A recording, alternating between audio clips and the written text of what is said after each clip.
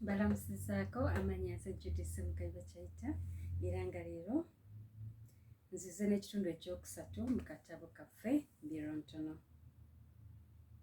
Ekitundu kino kiriko omutwe ogugamba nti amaka ga mwami Jjangu. Essanyu lye nalina ku matama nga liringa lya mwoki wa gonja. Nze nali sikkiriza nti mwami Jjangu yampa omuzigo gwange okusulamu nze nzekka. Bannange nze kino nali sikirabangako kuba mu maka ga kitange nalina okwebaka mu kisenge kimu ne bato bange ababiri. Naye kati nzuuno nina omuzigo omunene ate nga bwonna gwange bw'omu bwannamunigina.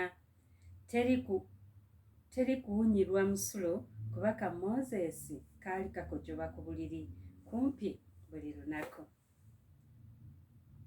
Mwami Jjangu yalina ekitanda kye batakozesa mu nnyumba ye, ekyo nno kye yampa okusulako omuzigo gwange.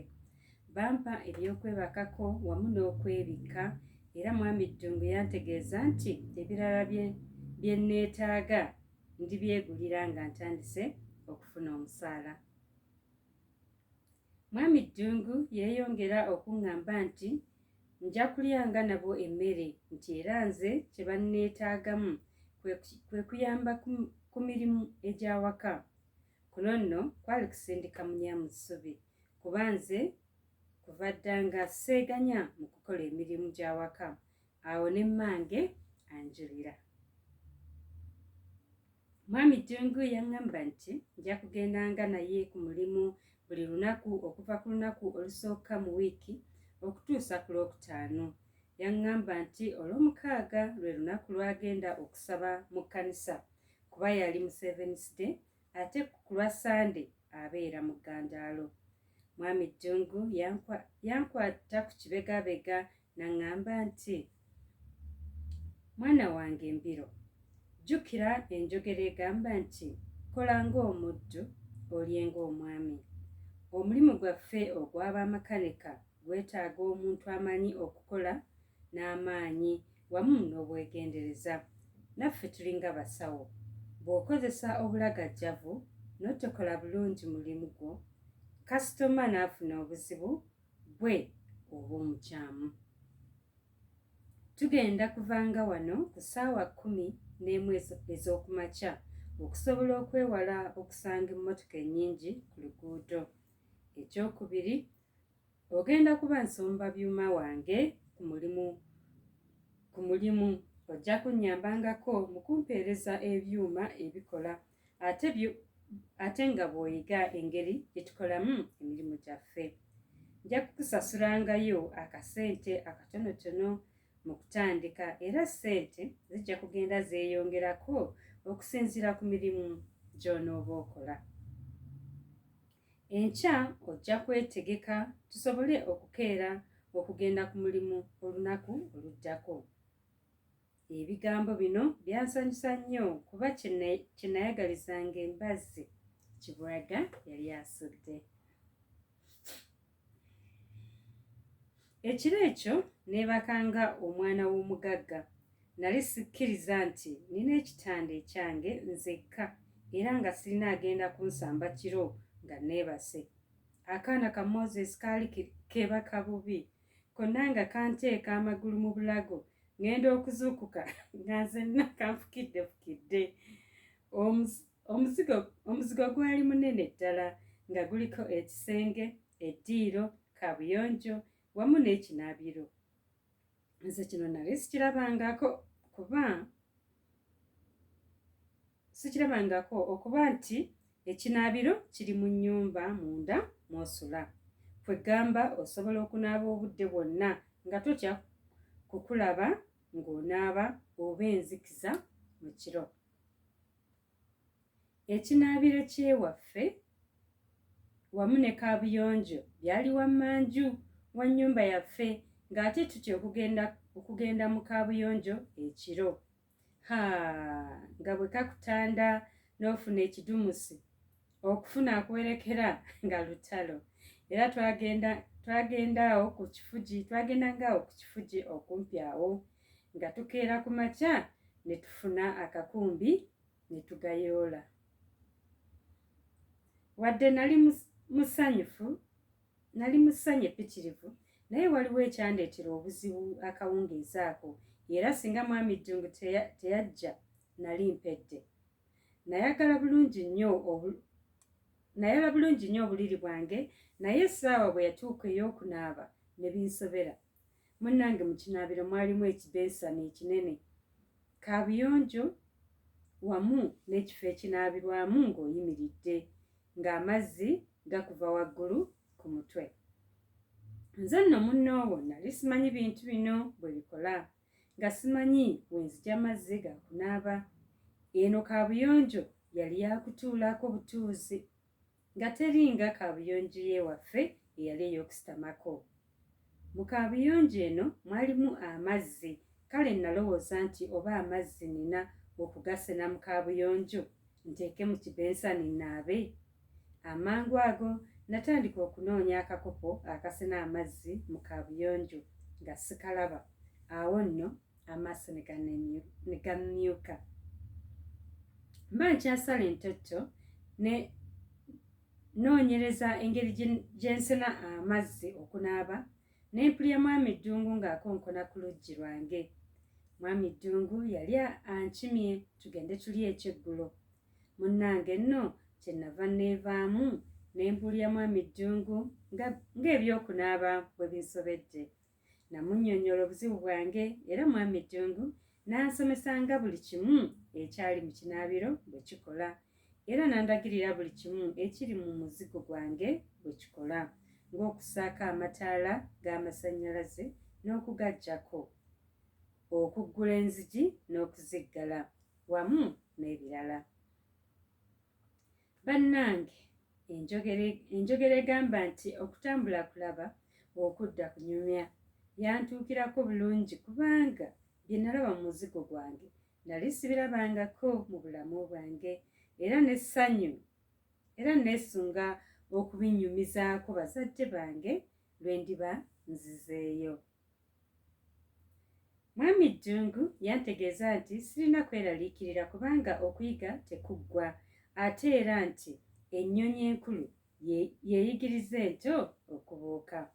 Kale nti ye yali mwetegefu okunsomesa buli kimu kye mba sitegeera. Kino nno nange kyanzizaamu amaanyi, kuba nali mpulira okuswala okw'amaanyi, anti nali naatera okusena amazzi mu kaabuyonjo nga naabe singa mwami Ddungu teyakonkona ku luggi lwange. Twagenda ne mwami Ddungu ne twegatta ku balala okulya ekyeggulo. Mukyala Ddungu wamu n'abaana be Elizabeth emyaka 10 ne Jimmy emyaka 7 wamu n'omukozi w'awaka gwe bayita Nina baali batudde dda ku meeza nga batulinze. Baali bategese bulungi emmeeza eriirwako emmere, era nga n'emmere bagitadde dda ku mmeeza. Akaloosa akaali kava mu mmere nga kayitirivu nnyo. Wabula bwe natuuka ku ntebe ate ne gujja baggira buto, anti nze nali situulangako ku mmeeza eriirwako emmere. Eri ewaffe mu kyalo ng'emmere tugiriira ku lujjuliro nga ffenna tutudde wansi ku mikeeka, okuggyako taata ye yatuulanga ku kamwasajjute wamu n'akameeza ke twamuteeranga emmere. Ku mmeeza mu maaso gange waaliwo essowaani, akambe wamu ne wuuma. Wadde nali ntudde ku ntebe, naye ndowooza buli omu yandabanga ntidde nnyo okuba ku mmeeza. Mwami Ddungu yaŋŋamba nzikakkane bulungi, ate muwala we Elizabeth n'aŋŋamba nti sirina kutya, nti nzikalire bulungi mpomerwe emmere kuba maama we afumba bulungi nnyo ddala. Nasekamu katono era ne nzikalira bulungi nnyo ddala. Mwami Ddungu yasaba muwala we Elizabeth okusabira emmere gye twali tugenda okulya. Elizabeth yatandika bw'ati, mwewomboke tusabe. Katonda waffe omulungi, weebale nnyo olunaku lwaffe luno lwe watuwadde. Weebale nnyo Mukama okutambuza taata waffe obulungi, okumutwala wamu n'okumukomyawo emirembe okuva mu kyalo. Era tukwebaza Mukama olw'okutugattako omuntu omulala mu nnyumba yaffe, era tusaba atuyambe tukolagane bulungi. Tusaba otuyambe tukolagane bulungi naye. Tukwebaza emmere eno gye tugenda okulya, ate era tusaba etugendere bulungi wamu ne maama agifumbye, omuwe omukisa. Bino byonna tubikusaba nga tuyita mu linnya ly'omwana wo Yesu Kristo.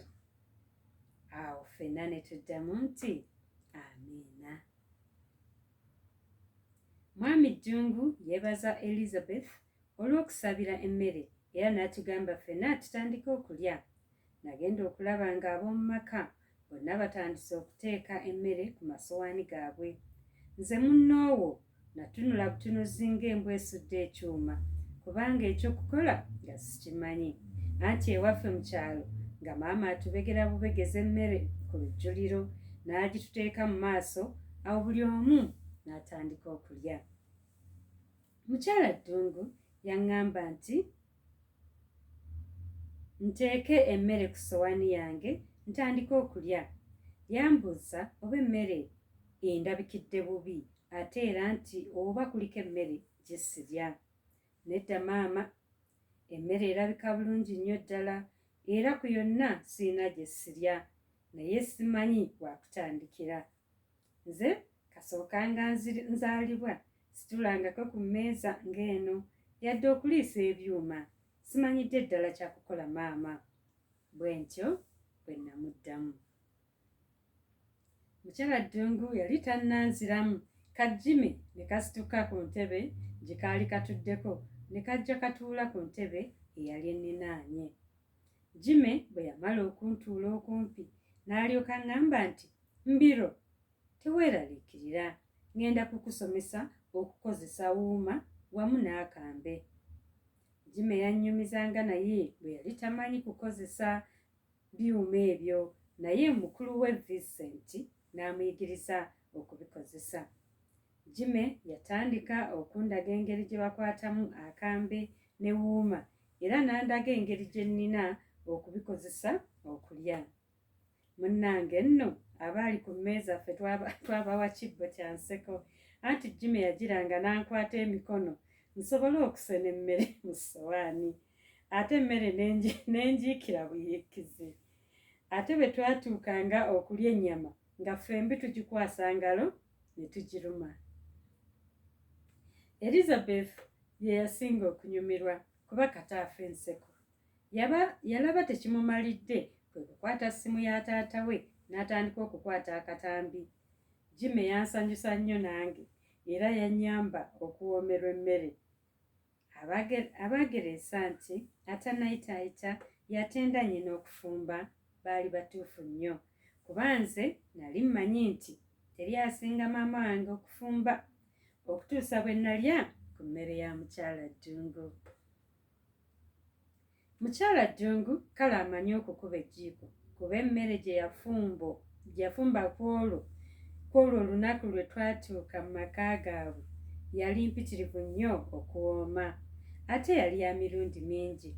Kwaliko ettooke, lumonde n'omuceere, ate enva zaali nkoko, ebinyeebwa wamu n'ennakati. Okuva ku lunaku olwo Jime yafuuka mukwano gwange nnyo, era nga tutuula ku ntebe zaffe nga zirinaaniganye nga tulya emmere.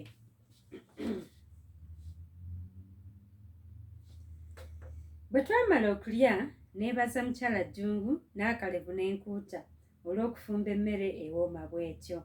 Bwe namala okwebaza mukyala Ddungu ate ne nkyukira mwami Ddungu, naye ne mmwebaza olw'okulabirira amaka ge wamu n'ab'omu nju ye obulungi bw'atyo.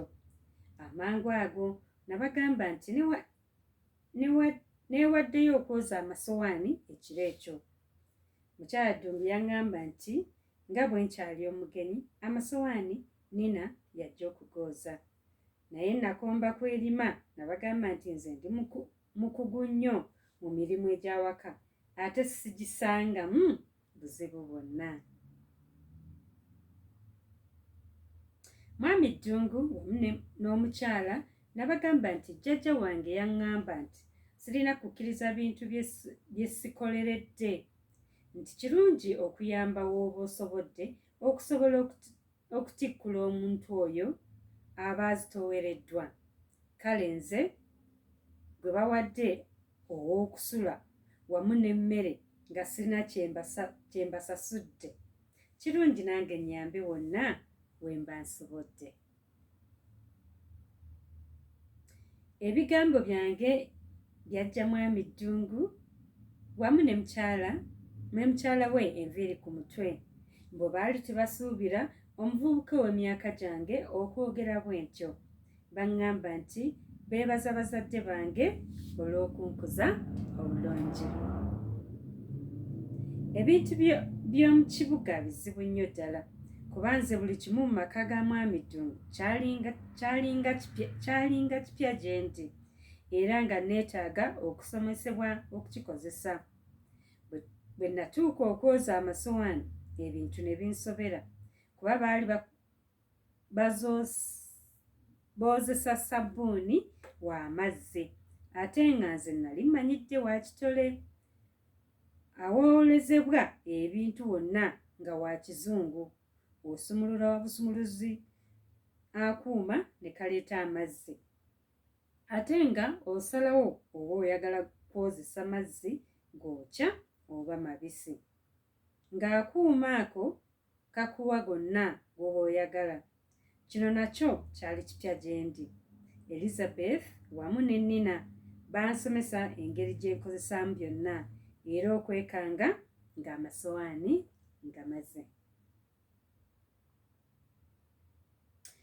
Bajjangu bantu basabi nnyo, kuba bwe namala okwoza ebintu nga neetegeka okugenda mu kazigo kange ne baŋŋamba nti tugende tutuule mu ddiiro tusabe essaala ey'okwebaka. Bwe twamala okusaba neesiibula ne ŋŋenda mu muzigo gwange, wabula lyo essanyu lye nalina lyali lya mwokiwagonja, kuba buli kimu kye nalaba oba ekyantuukako okuva lwe natuuka mu maka ga mwami Jjangu kyansanyusa nnyo. Mwami Jjangu mugagga nnyo ate alina abaana abalina empisa ennungi. Mu kyalo ky'ewaffe abaana b'abagagga tebalina mpisa yadde, bonna beeraga bwerazi ate tebagambwako, ffe abaavu nga batulabanga kasasiro. Neewuunya nnyo engeri Bajjangu gye basaba buli kadde, basaba nga bagenda okulya ate ne basaba nga bagenda okwebaka. Ffe ewaffe nga tusaba lwa lumu ate ku Sande tetusaba nga tugenda okulya oba okwebaka. Kino kyansikiriza nnyo okumanya lwaki Bajjangu basaba nnyo, y'ensonga lwaki bagagga. Neesuubiza nti nja kubuuza mwami Jjangu ambuulire ensonga lwaki basaba nnyo. Ekitundu kyaffe ekyokusatu ekiyitibwa mu maka ga mwami Jjangu kikomye wano. Mwebale nnyo, mwebale ddala okuwuliriza. Nsigadde ndi Judy Ssemugabi Bakyayita. Akuume.